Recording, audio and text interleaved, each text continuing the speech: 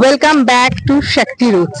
আচ্ছা, শক্তি রুটস এর ফ্যামিলিতে সব থেকে আমার ওল্ডেস্ট যদি বলি, ইনি ইনি হচ্ছেন আমার মা আর কি। যারা চেনেন তারাও আর কি খুব ভালোভাবে আমার মাকে জানেন, যারা জানেন না তারা বলি আমরা মানে মা ভীষণ অ্যাক্টিভ, বরাবরই অ্যাক্টিভ। ইনফ্যাক্ট আমার যা ইন্সপিরেশন, এই মহিলাটি হলো আমার ইন্সপিরেশন। তো এই ইন্সপিরেশন মহিলায় আমি ওনার কাছ থেকে শিখেছি, কিন্তু কিছু কিছু পার্ট আবার উনিও শিখছেন। তো ওনার মুখ থেকে শুনে নেবো অনেক হেলথ ইমপ্রুভমেন্টও হয়েছে এই এজেও এসে যে করা যায়, এই এজেও যে ফ্লেক্সিবিলিটি দেখানো যায়, সেটা কিন্তু ওনার কাছ থেকে শিখতে হয়। A to Z আমি যা এই মহিলাটির জন্য। তো ইনি আমার মা, ইনি আমার প্রথম শিক্ষাগুরু যাকে বলে। তো ফার্স্ট তোমাকে তোমার ফেভারিট পোজ কোনটা? আমার সবচেয়ে ভালো লাগে তারাসন। তারাসন করে দেখাও। আচ্ছা, তারাসন আমি করে করি। হ্যাঁ, স্ট্রেচ। হ্যাঁ, দারুন দারুন। Yes, stretch stretch stretch, very good. Yes, very nice. আসনটা ভালো লাগে, হ্যাঁ। বৃক্ষাসন ভালো লাগে, বৃক্ষাসন পায়ে দাঁড়িয়ে, এগুলো এটা ভালো লাগে। আচ্ছা, তারপরে আরো অনেক হাত ঘুরিয়ে ব্যায়াম আছে, স্ট্রেচিং, ওই ওয়ার্ম আপ, বেসিক ওয়ার্ম আপটা। হ্যাঁ, তারপরে ভুজঙ্গাসন, সূর্য নমস্কারের 12টা পোজ, সূর্য নমস্কারের 12টা পোজ, এগুলোতে খুব আমি এনজয় করি। আর সবচেয়ে বেশি আমাকে এনজয় করতে ভালো লাগে সেটা হচ্ছে একটু মিউজিক চালিয়ে একটু সবাই মিলে ডান্স করে দিয়ে যেটা করা হয়, একটু জুম্বাও মাঝে মধ্যে করা হয়, এটা এগুলোতে ভালো লাগে। বেশ বেশ, ঠিক আছে।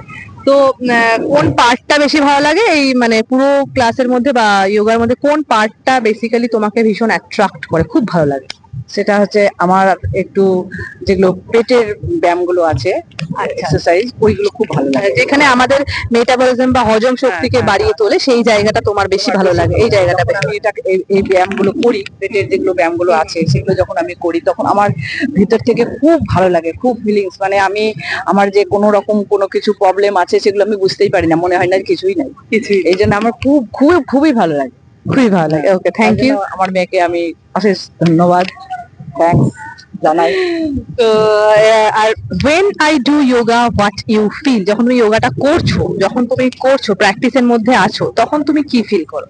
তখন আমি মনে করি যে আমি যেন অন্য জায়গাতে আছি, আমার খুব ভালো লাগে সেই জায়গাগুলোতে, মানে যত রকমের সবকিছু ভালো খারাপ সংসার জীবন সবকিছু ভুলে গিয়ে আমি তখন একটা অন্য জায়গাতে চলে যাই, সেটা আমি এখন বোঝাতে পারছি না, মানে খুব ভালো লাগে, খুবই ভালো লাগে।